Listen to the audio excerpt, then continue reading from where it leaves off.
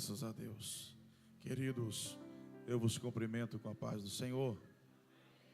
Vos cumprimento com a paz do Senhor. Graças a Deus. Esta oportunidade singular, eu quero louvar a Deus pela mesma, rogar ao Senhor toda sorte de bênção sobre a vida de cada irmão aqui presente. Antes de começar a pensar num texto bíblico, julgo necessário dar louvores a Deus pela vida do pastor desta igreja, pastor Márcio. Que Deus lhe abençoe. Muito obrigado por confiar o altar da igreja para ministrar, fazer exposição da palavra de Deus neste lugar. Me sinto honrado e grato a Deus por sua vida. Louvar a Deus pela vida de cada companheiro obreiro que está aqui, que o Senhor continue vos abençoando em nome de Jesus. Pela vida da minha família que está ali, estou acompanhado da minha esposa e minha filha mais nova. A mais velha, de 13 anos, não está conosco, porque estamos em um congresso de juventude na nossa sede, e está no encerramento exatamente hoje. Venho debaixo da bênção do meu pastor Francisco Carlito Rodrigues, da IADVC, Assembleia de Deus Vida em Cristo, ali no Nova Metrópole. Pastor Carlito, que é um dos pioneiros do Evangelho aqui no estado do Ceará, que temos sido cuidado pelo mesmo desde a infância. Louvo a Deus pela vida do meu pastor e está por debaixo da sua bênção nesta noite. Querido, seja Deus louvado pela vida de cada um. Quem trouxe a Bíblia, localize o livro de Atos dos Apóstolos, capítulo de número 16, versículo é o de número 9, por gentileza. Prometo que serei bastante objetivo e sucinto na mensagem que Deus depositara no nosso coração. Livro do Atos dos Apóstolos, capítulo de número 16, versículo de número 9. Quem localizou a referência bíblica, diga amém. Amém. Assim discorre o texto sacro.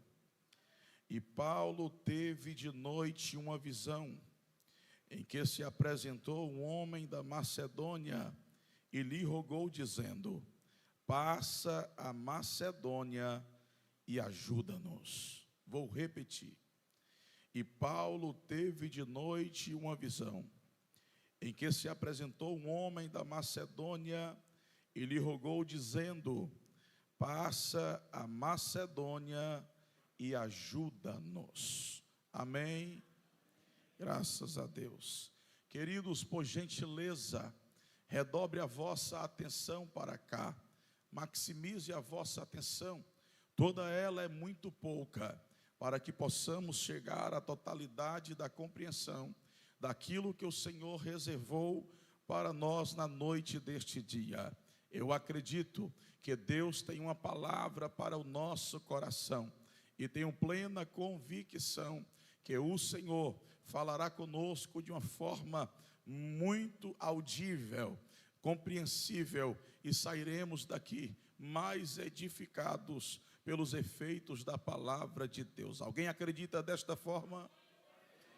Os irmãos que acreditam, vêm comigo na intercessão em nome de Jesus. Meus amados irmãos, o texto que ora acabamos de ler está inserido, registrado, trancado em um dos mais fascinantes livros da Bíblia Sagrada, a saber, o único livro histórico do Novo Testamento, que é Atos dos Apóstolos. Fascinante por ver a história de como a igreja, que hoje está muito abençoada e gigantesca, iniciou naquela época. O livro de Atos dos Apóstolos é escrito pelo nosso irmão, que também escreveu o Evangelho, por Lucas. Lucas, um médico grego formado, um pesquisador minucioso, um teólogo inspirado por Deus, achou por bem escrever 2 tratados que fazem parte do cânon bíblico. No primeiro tratado, ele escreve o Evangelho, onde o mesmo vai falar a respeito de tudo quanto Jesus começou a fazer e a ensinar. Ele inicia a narrativa do Evangelho fazendo esta afirmação: te escrevo, ó excelentíssimo Teófilo, tudo quanto Jesus começou a fazer e também a ensinar. Teófilo, que possivelmente era um membro da aristocracia romana, que Lucas escreve tanto Atos como também o Evangelho por Lucas, e endereça este mesmo homem, possivelmente para trazer firmeza, lucidez, solidificar a fé daquele que já havia escutado a respeito de Jesus por intermédio do ministério do apóstolo Paulo. No primeiro tratado, Lucas fala a respeito da vida de Jesus e divide em 5 etapas distintas: seu nascimento, vida ministerial, morte, ressurreição e a sua ascensão.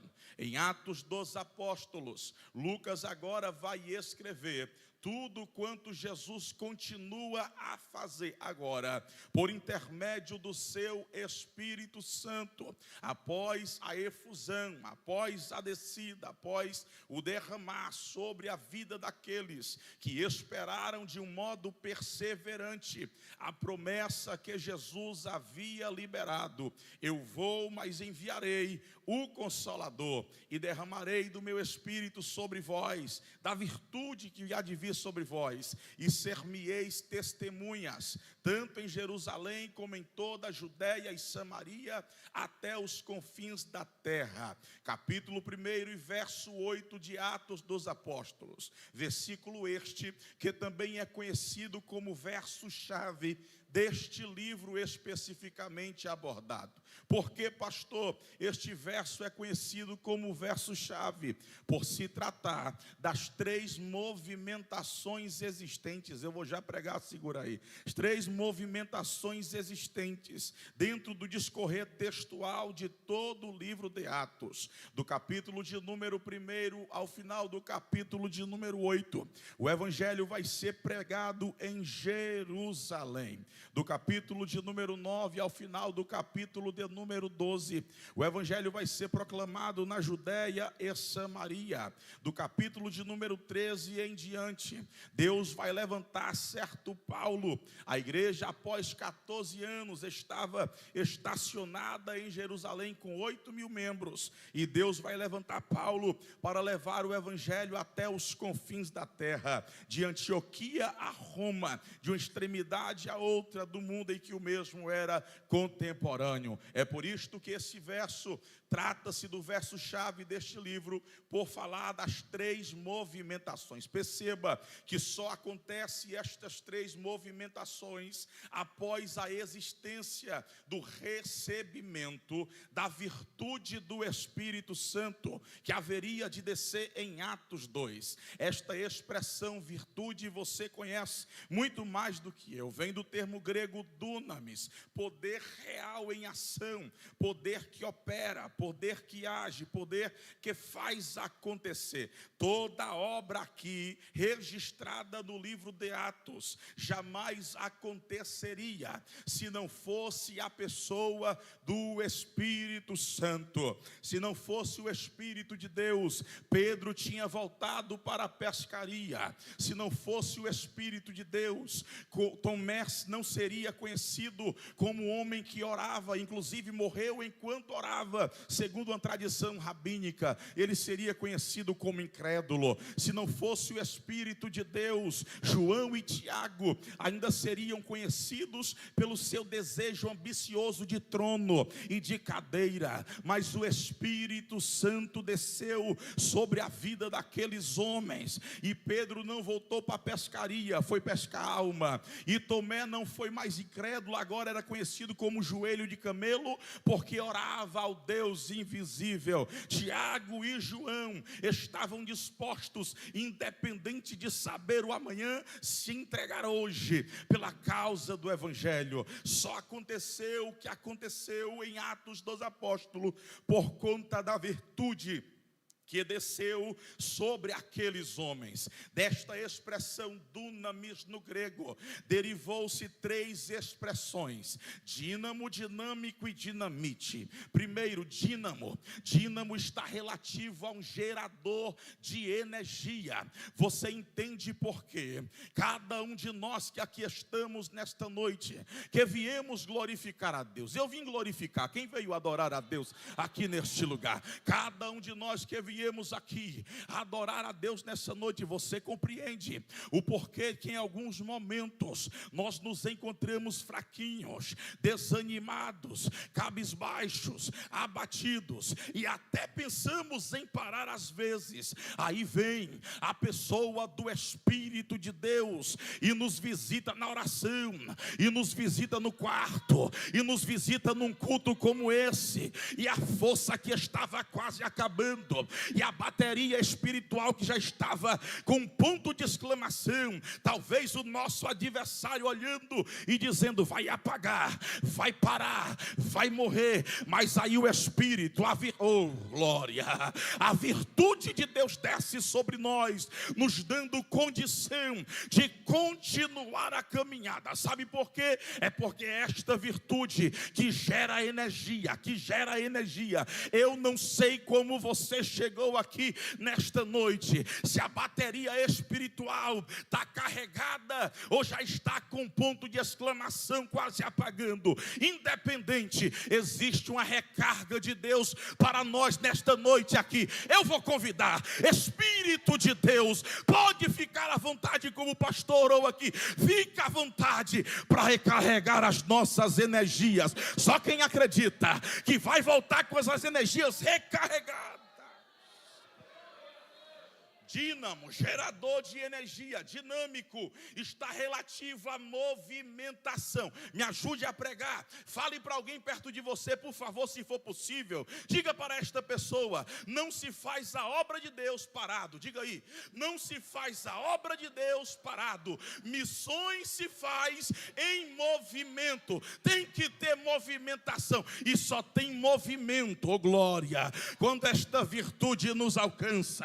Só tem movimento quando esta virtude nos recarrega. Deus vai te fazer movimentar em direção à obra dele. Deus vai te fazer movimentar no ofício da obra dele, porque a virtude de Deus vai te alcançar nesta, oh glória, nesta noite em nome de Jesus. Terceiro, dinamite. O que é dinamite? Você pode até abrir o Aurélio aí se você tiver, que lá vai estar. Dinamite é um explosivo de alta periculosidade. Que é isso, pastor? É explosivo de alta periculosidade. O que é que isto quer dizer, pastor? Isto quer dizer que Deus armou as nossas vidas. Eu vou repetir. Isto quer dizer que Deus armou as nossas vidas com armas espirituais. Talvez você não está vendo, mas esse irmão que está aí do teu lado está armado até os dentes, porque a virtude de Deus desceu sobre a vida dele e sobre a vida dela. E por qual necessidade de estar armado, pastor? Porque o nosso adversário, ele também tem armas espirituais. O apóstolo Paulo ratifica na sua carta aos Efésios, capítulo de número 6, versículo de número 10: no demais, irmãos meus, fortalecei-vos no Senhor e na força do seu poder, revesti-vos de toda a armadura de Deus, para que possais resistir no dia mau, porque a vossa luta não é contra a carne, não é contra o sangue, mas contra os principados, as potestades nas regiões celestiais. O nosso adversário tem arma, mas eu tenho uma notícia boa para você, aleluia. As armas que estão sobre a nossa vida são armas que o adversário não dá conta, são armas que não adianta pelejar contra, não adianta se levantar, e não adianta insistir. Essa arma de Davi, que não funcionou com a armadura de Saul, mas quando olhou Golias, disse: em nome do Senhor dos Exércitos, ó seu incircunciso, tu vem com lança, com espada, com escudo, mas eu vou a ti, em nome do glória. Aleluia, Deus te armou para uma grande obra. É nesta terceira movimentação em que Paulo está com uma comitiva missionária, anunciando as verdades do reino de Deus. O perseguidor que passa a ser perseguido pela causa do evangelho.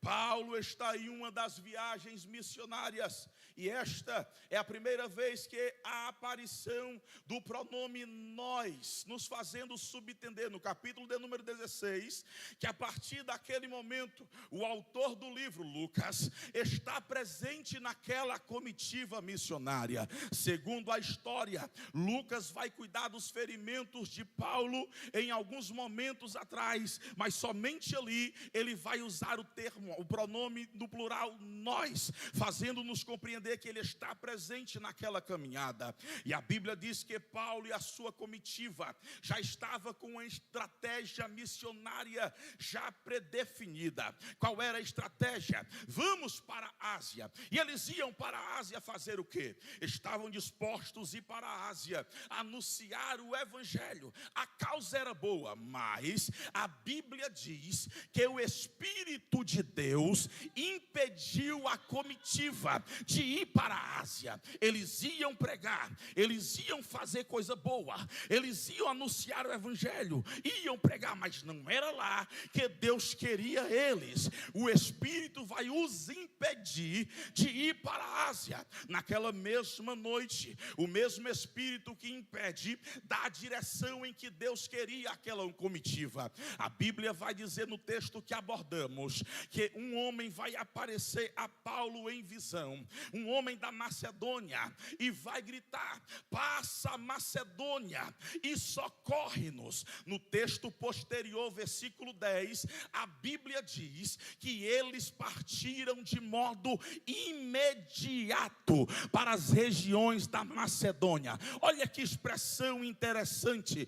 Tendo a visão, ao acordar, eles partiram de imediato em direção à visão de Deus. Eu tenho uma notícia que talvez vá entristecer se alguém tiver preguiça de fazer missão. Deixa eu te falar uma notícia: missão não é chamada, missão não é vocação, missão não é opcional, missão é obrigatoriedade. O apóstolo Paulo disse: ai de mim, se não anunciar o evangelho de Cristo, porque é-me imposta esta obrigação. Jesus verbalizou em Marcos 16:15: ide por todo mundo, ordem imperativa, e pregai o evangelho em toda criatura. Logo entendemos que fazer missão é uma obrigatoriedade, e quando se trata de uma obrigatoriedade, não se pode deixar para amanhã. Vou repetir: quando se trata de obrigatoriedade, não se pode deixar para amanhã. Quando eles recebem a visão hoje, imediatamente eles vão em direção à visão que Deus havia dado aos mesmos. Por favor, entenda esta verdade: missão é algo imediato, não é para amanhã, não é para quando der, não é para quando eu tiver capacitação. Missão é para hoje, missão é para agora. Temos que pregar o evangelho, fazer missão hoje, esperando Jesus a qualquer momento. Tem uma obrigação, e quem desobedece não vai para o céu. Quem é desobediente à voz, à ordenança do Senhor, eu não sei esse céu que entra desobediente, não entra. Logo que eu não estou me colocando na posição de um proclamador do evangelho, eu estou desobedecendo a Deus. Aleluia. Por favor, não se irrite comigo, mas me ajude a pregar. Fale para alguém. Missão é algo imediato. Diga aí, missão é algo imediato. Faça missão hoje, faça missão agora. Deus te chamou para ser ativo, operoso, trabalhador, porque até Jesus trabalha, e até o Pai trabalha, até agora, e não se cansa. Seja um trabalhador da causa do evangelho, seja alguém proativo, seja alguém dinâmico, seja alguém que faça a diferença. Foi para isso que Deus nos encheu. Recebereis virtude para ser testemunha. Eu nunca vi essa de ser cheio para cultuar com alegria e não fazer missão. Eu nunca vi essa de ser cheios para ter cultos eufóricos e não ter a obra missionária sendo realizada. Deus enche para testemunhar, Deus enche para falar, Deus enche para abrir a boca. Que é evidência, assim que Pedro foi cheio, a primeira coisa que ele fez, o time do indouto vai se levantar e dizer: varões, irmãos, isto não é embriaguez, isto não é o que vocês estão pensando, isto é o cumprimento da palavra do profeta Joel, a dizer que nos últimos dias derramarei do meu espírito sobre toda. Arrependei-vos, pois, e cada um de vós, e convertei-vos, para que os vossos pecados sejam cancelados. E quase 3.000 almas vêm no primeiro arrastão, porque Deus enche para fazer missão, Deus enche para trabalhar para Ele, Deus enche para testemunhar Jesus. No capítulo de número 16, eles partem em direção de modo imediato. Vamos receber algumas lições de Deus aqui nesse texto.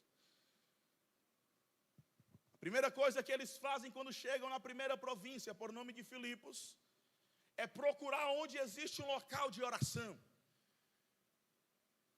Vão procurar um local de oração e havia algumas mulheres orando por ali, à beira das águas.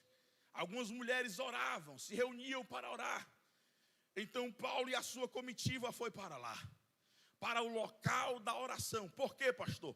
Porque eles entendiam que não dá para fazer missão se não viver a prática da oração. Vou repetir. Não tem como fazer a obra missionária se não estiver disposto a viver uma vida de oração. A oração diz muito respeito de quem você é em Deus. A oração fala muito de quem somos no Senhor. Não dá para fazer a obra missionária sem ter uma vida de oração. Até Jesus, por diversas vezes, partia para um local só e ia orar. A oração faz parte desta obra, faz parte do planejamento missionário. Não dá para ir sem oração. Pastor, você está falando por causa de Paulo? Não, está pregando para vocês aqui um menino que foi para o primeiro campo missionário com 14 anos de idade, sabia nem cozinhar, lavar roupa, sabia fazer nada, mas estava no campo missionário, anunciando Jesus. Interiorzinho de 3.000 habitantes, mas estava lá, anunciando Jesus. Então eu sei que não dá para fazer a obra sem uma vida prática de oração. Eles vão para o local da oração. E a Bíblia diz que quando eles estão ali reunidos com aquelas mulheres em oração, Paulo se levanta para pregar o evangelho.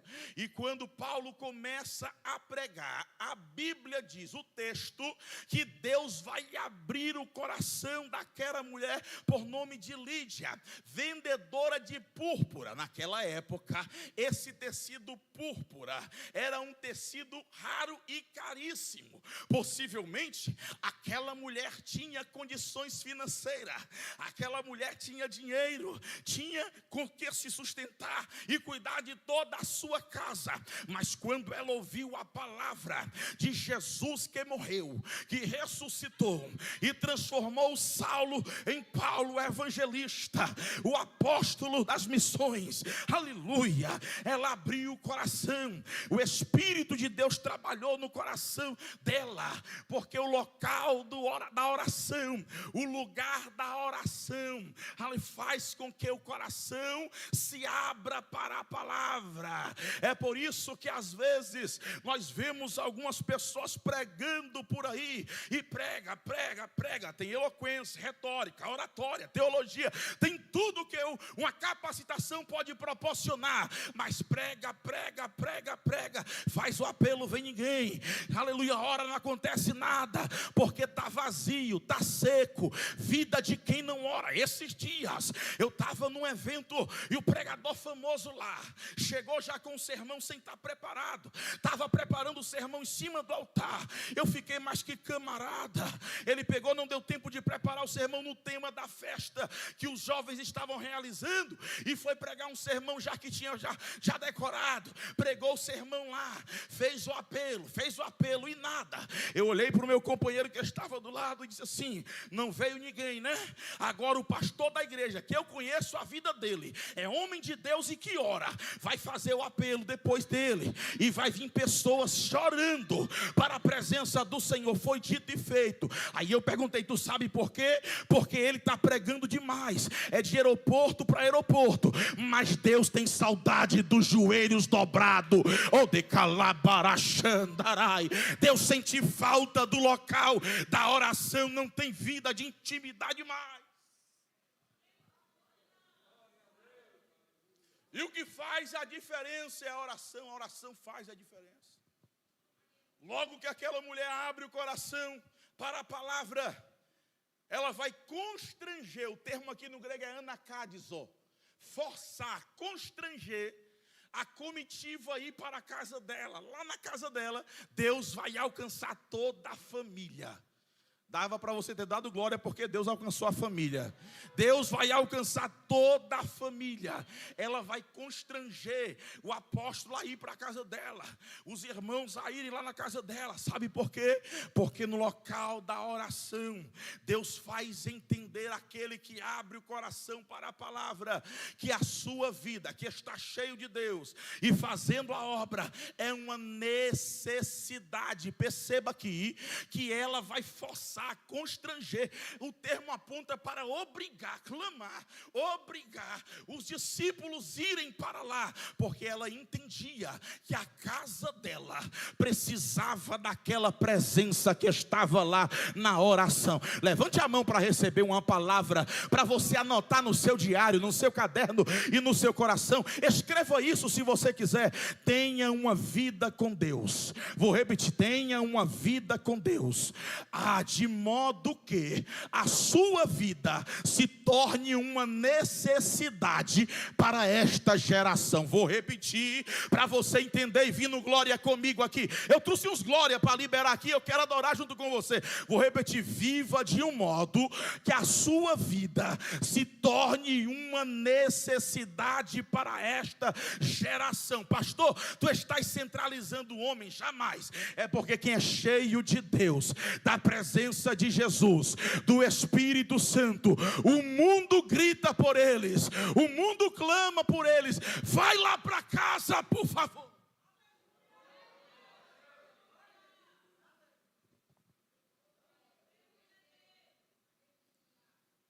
Você se lembra de Eliseu, que era cheio de Deus, profeta?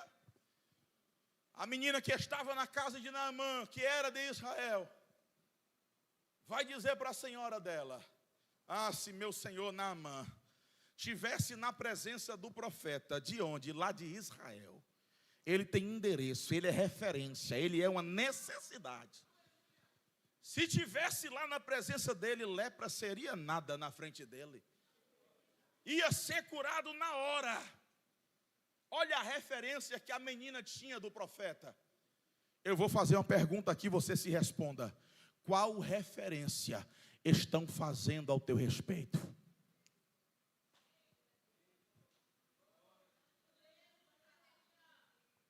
O que teu vizinho está falando de ti?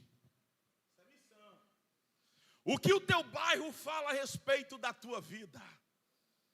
Qual referência você tem proporcionado para a sua geração? Estão te olhando como homem de Deus, como uma mulher de Deus? Pastor, eu acho que não 100%, outros sim, outros não. Nessa noite Deus quer te revestir de virtude do Espírito Santo.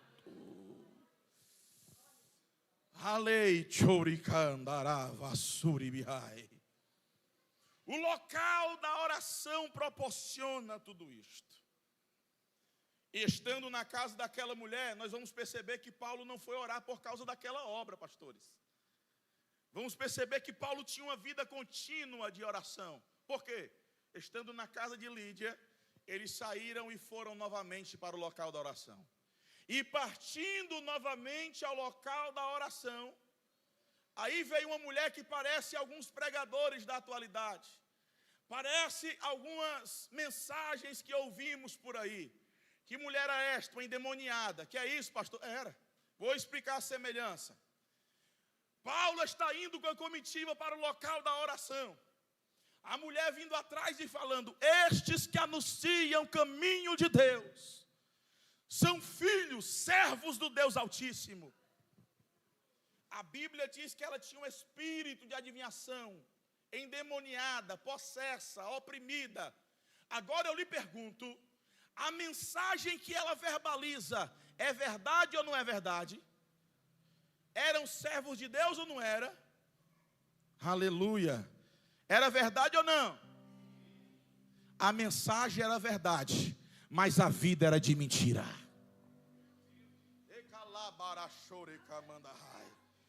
Temos que ter cuidado para não cair nessa, de ter mensagem de verdade na boca, mas ter uma vida de mentira na realidade. Tem muito pregador, pregadora, missionário, artista gospel, por aí que tem verdade na boca, mas o coração está podre. Eu não estou pregando para eles hoje, estou pregando para uma igreja limpa, lavada, remida, cheia do Espírito Santo, que não vai cair nesse laço de ter mensagem na boca e não ter o Cristo da mensagem.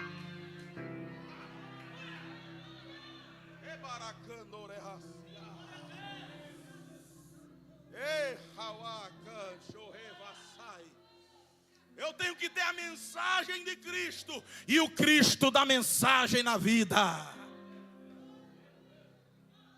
Paulo, cheio do Espírito Santo, discernimento, olha, diz: sai dela, cala-te agora e sai. Porque profeta que é profeta não quer bajulação de ninguém. Profeta que é profeta não se preocupa com like. Profeta que é profeta não se preocupa com seguidores. Profeta que é profeta quer saber se tem alguém liberto. Reba, canto é. Profeta que é profeta não quer saber de cadeira, quer saber de vida.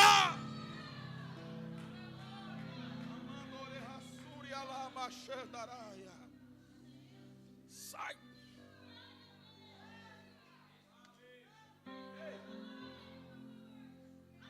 Obreiros, por favor. Ouvir a bajulação e ficar em silêncio era estar isento de pisa, prisão e parar no calabouço, no cárcere. Se Paulo fica calado para a bajulação, Paulo se livrava da chicotada. Paulo se livrava da humilhação em praça pública. Era só ficar calado, era só ficar na dele, ouvindo a bajulação. Mas Paulo não olhou para aquela mulher como alguém que bajulava.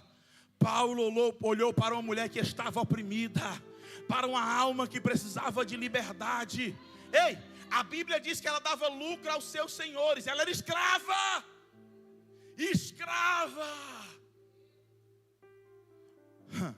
Conjectura o pensamento de Paulo comigo. Eu vou preso, mas eu não perco esta mulher. Eu vou levar pancada, mas eu não perco ela para o diabo. Porque todo mundo que se compromete a tomar alguém das mãos do diabo vai levar pancada. Vai ter sofrimento. Pastor, eu ouvi que o evangelho é mil maravilhas. Falaram errado para você, não. É sofrimento, é cruz, é renúncia. Se estiver disposto a viver uma vida que vai tomar vidas da mão do diabo, se prepara. Vai ter humilhação, vai ter levante, vai ter chicote, vai ter prisão. Mas te alegra, é você sendo ferido para alguém ser sarado, é você sendo preso para alguém ser solto. Paulo disse: eu, o preso do Senhor, estou preso para que a palavra esteja em liberdade.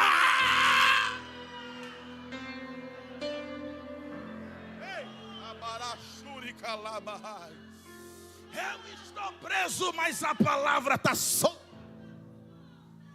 Aleluia. Dá para levantar a mão aí por 10 segundos, dá o seu melhor glória. Só quem trouxe o glória que já chegou aqui.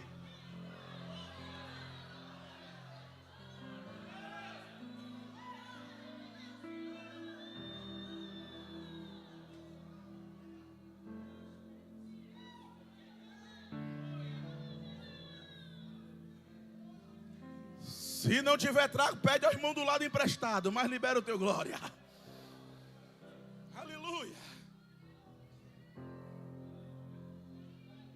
Pela libertação da moça, Paulo vai ser preso. E com ele o companheiro Silas. Porque para alguém ser liberto, alguém tem que ser preso. Vou repetir. Para alguém ser liberto, alguém tem que ser preso. Você se lembra de Isaac lá nas terras de Moriá, em cima de um dos montes?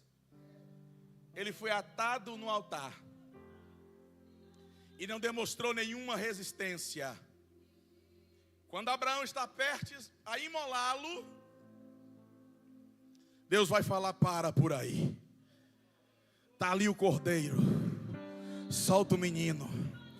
Porque para todo Isaac que se deixa ser atado, haverá um cordeiro para ser preso. Aleluia, no lugar dele. Para o Isaac atado, tem a providência chegando. Alguém tem que ser preso para outro ser solto. Nesse caso foi o cordeiro preso no lugar de Isaac. E aqui Paulo vai ser submetido à prisão. Vai ser jogado no cárcere. Depois de ser humilhado em praça pública, despido, quarentena menos uma de açoite, jogado no cárcere. Pés e mãos amarrados, trancados em correntes. Paulo e Silas estão lá. Eu vou trazer mais uma prova para você que eles não oraram por causa da missão. Eles tinham vida de oração. Eles estão lá e começaram a conversar. Vamos cantar? Vamos orar. Meu irmão, tão ferido, despido, preso. Eles cantavam e oravam. E os outros presos as nossas prisões não pode ser limitação para a nossa voz. Vou repetir, as nossas prisões não podem ser limitações para a nossa voz. Está preso, está ferido, está doendo, está na prova, machucado, maltratado. Mas eu quero ver quem prende a voz. Quem prende a voz? Os outros presos ouviam. É por isso que Jesus, preso na cruz, ainda ganhou uma alma lá em cima. As nossas prisões não podem prender a nossa voz. Vamos cantar, vamos orar. Quem faria isso? Quem tem vida de oração. Escute, porque Paulo e Silas não vão cantar por causa da prisão. Não vão orar por causa da prisão. No mesmo capítulo, 3 vezes, eles indo para o local da oração. Isto revela que eles não fizeram por causa de uma circunstância. Eles não oraram pedindo terremoto. Eles não oraram pedindo liberdade. Eles não oraram pedindo socorro. Eles oraram porque era hábito de orar. Eram os hábitos que tinham. Eles nos ensinam, as nossas prisões não podem mudar os nossos hábitos. Das perseguições do mundo aí fora não podem mudar os nossos hábitos. Lá na Babilônia tentaram fazer com Daniel. Se orar outro Deus, vai ser jogado na cova. E o texto de 6 e 10 de Daniel fala o quê? Orava 3 vezes ao dia com a janela aberta para Jerusalém. Aí lá no final do versículo é a parte mais bonita. Como era de costume fazer. as prisões, ideologias, perseguições, comunismo, o que for deste mundo, não pode alterar nossos hábitos de relacionamento com Deus.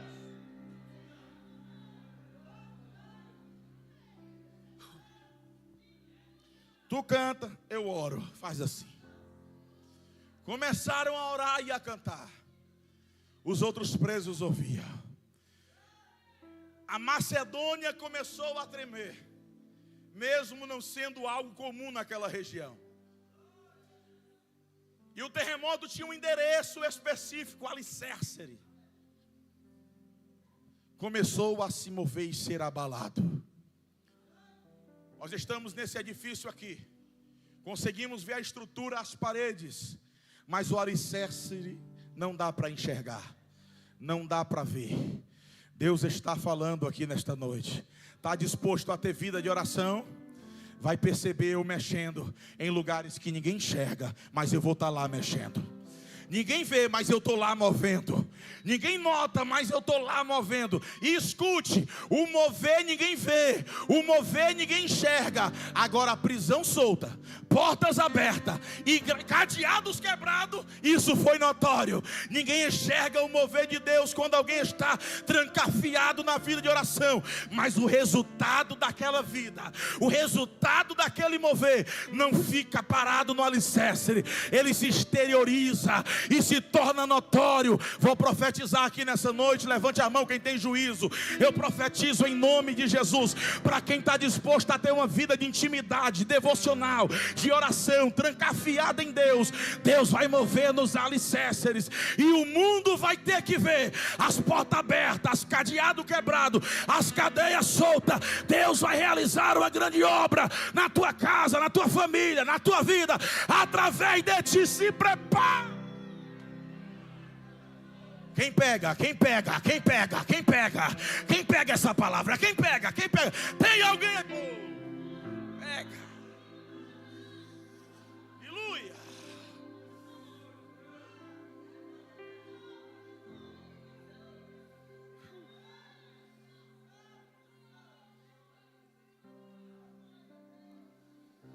Oh.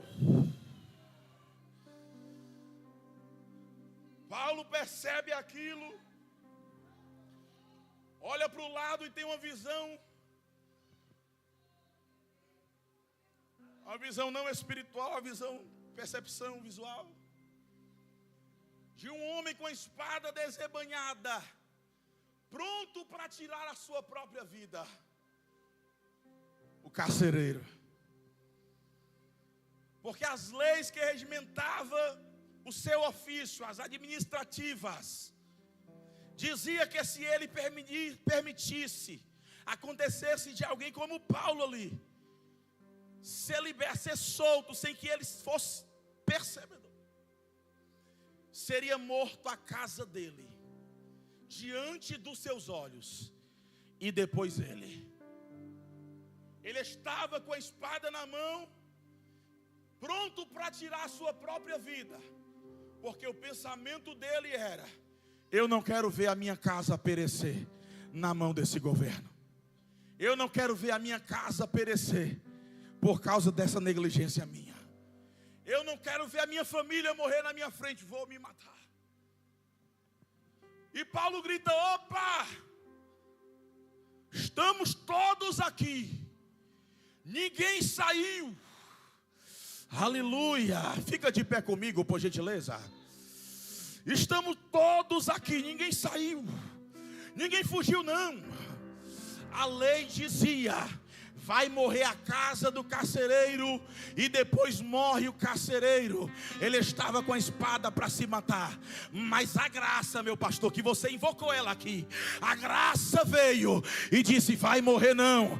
Enquanto a lei dizia: vai morrer a casa, vai morrer o carcereiro, a graça entrou naquele ambiente e disse: crê no Senhor Jesus e será salvo tu, e vai ser salva a tua casa também. A graça dele está aqui. A graça dele está aqui. Só quem está sentindo, só quem está sentindo, libere o grito de glória. Oh! Aleluia! Houve salvação na casa do carcereiro. Perceba, foi uma visão e 3 propósitos. Uma visão, convenção de Lídia, sua casa, libertação da jovem que estava possessa, e a salvação na casa do carcereiro. Uma visão e 3 propósitos. Aleluia. Deus salvou uma senhora, Deus salvou uma jovem, Deus salvou uma família completa. Deus salvou a família de Lídia, uma jovem, e salvou a casa do carcereiro. Perceba, no primeiro episódio a senhora é aquela que traz a salvação para a sua casa. No segundo episódio é uma jovem que é liberta. E no terceiro episódio é um homem que leva a salvação até a sua casa, mesmo pensando que era o fim para ele. A graça o envolveu. Essa noite eu quero perguntar: qual é a pessoa que está aqui? Aleluia, seja jovem, seja senhora, seja homem, que entende que é um missionário nessa noite e que quer levar Jesus para a sua casa, porque a sua casa ainda não recebeu como você recebeu, e você quer ser usado para a sua casa. Se o pastor me permitir, eu quero orar por você aqui na frente. Eu quero lhe chamar, você jovem, que quer representar a sua família e quer dizer: Jesus, salva a minha casa. Vem aqui na frente, eu quero orar por você. Eu quero chamar você, senhora. Talvez o teu filho, o teu marido dando trabalho, e você nessa noite quer dizer: eu quero a salvação para minha casa, eu quero a salvação para minha família. Talvez você, homem, que se encontra perdido e até se sentindo impotente, que nem aquele carcereiro, mas nessa noite está dizendo: eu quero ser um instrumento para levar salvação. Aleluia, aleluia, venha, venha. Oh glória. Tem alguém no nosso meio, aleluia, que deseja entregar a sua vida a Jesus? Levante a mão assim. Que ouviu a palavra e quer entregar a sua vida a Jesus, levante a mão. Ou se reconciliar, que está visitando, está meio afastado, distante, e que nessa noite quer tomar a decisão de voltar para os braços do Pai, de ser abraçado por essa graça. Ou você que ainda não confessou a Jesus e quer falar para Cristo hoje: Jesus, salva a minha vida. Eu quero te chamar para levantar a mão, eu quero orar por você também. Tem alguém, ou todos aqui são crentes, todos cristãos, todos salvos em Cristo? Se tem, vem depressa, a bênção é hoje. Escolhei o dia que se chama hoje. Oh glória, aleluia. Tem alguém aqui na frente se reconciliando ou aceitando a Jesus? Ou todos crentes? Todos crentes vão representar a família aqui. Vai ser o instrumento usado. Eu vou profetizar aqui nessa noite. Em nome de Jesus, já profetizei a palavra. E de modo peculiar, enquanto as irmãs vão louvar aqui, eu vou profetizar sobre a tua vida. Vai descer uma recarga do céu. Deus vai te revertir para essa obra. Vão notar uma mudança quando tu chegar em casa. Cadê aquele velho irmão, aquela velha irmã, aquele jovem que saiu daqui? Parece outro, parece outra, parece outro. Está cheio de Deus, está cheio da bodeca labarachandará.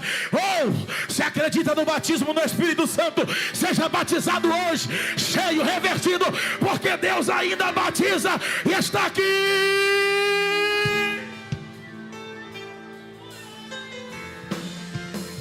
Uou!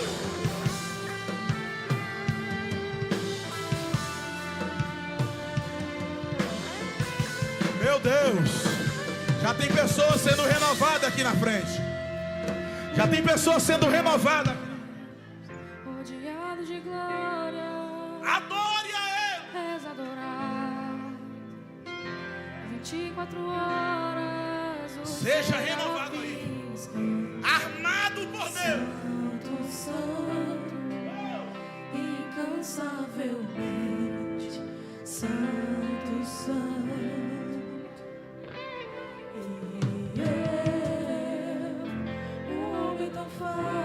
Vem, aumenta o nível, aumenta o volume. Vem junto, vem junto, vem junto. Adore a Ele, né? Glória. Assim, viu de importante em mim. Então me toca com essa. Levante as mãos, levante as mãos. Grite para Ele, clame para Ele, peça para Ele. Vai.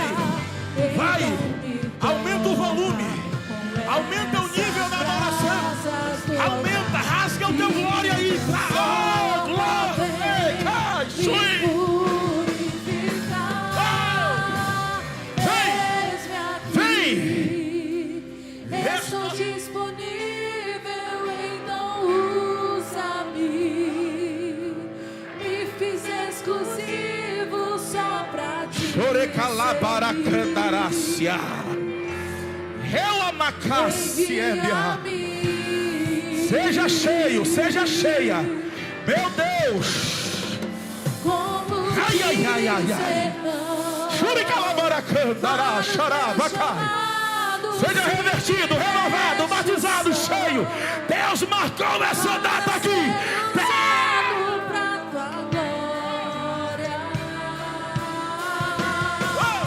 Somente pra tua glória.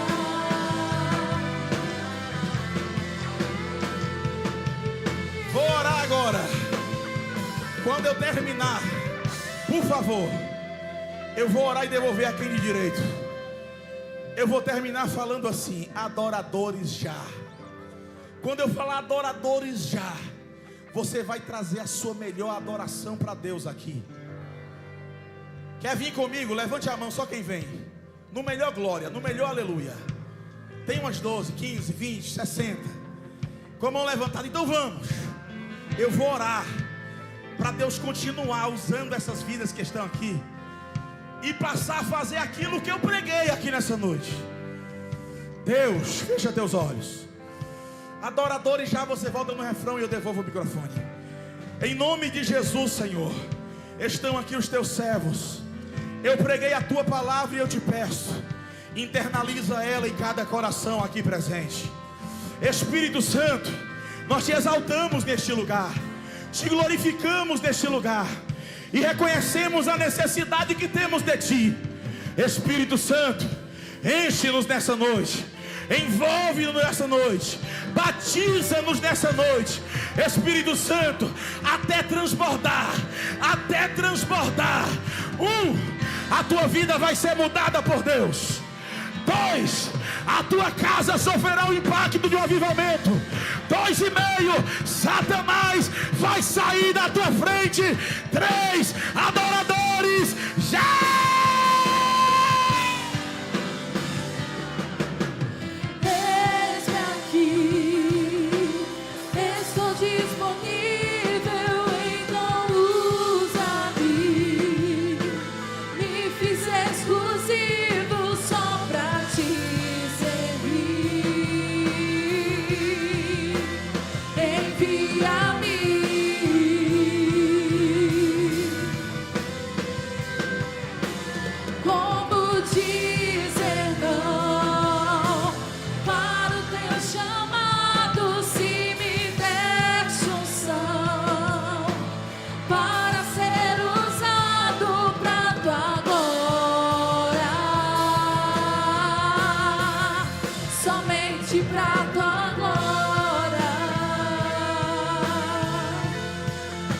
Somente pra tua glória.